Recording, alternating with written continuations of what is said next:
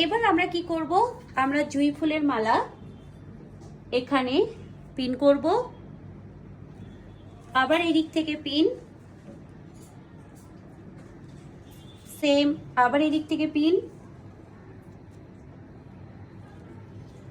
আবার এদিক থেকে পিন।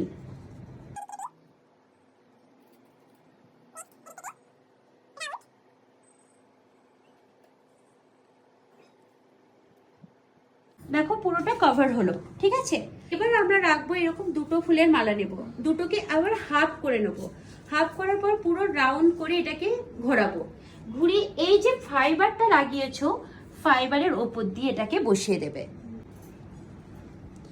এই যে 10 নম্বর পিন, 10 নম্বর পিন দেওয়ার জন্য পুরো এটা লক হয়ে যাবে।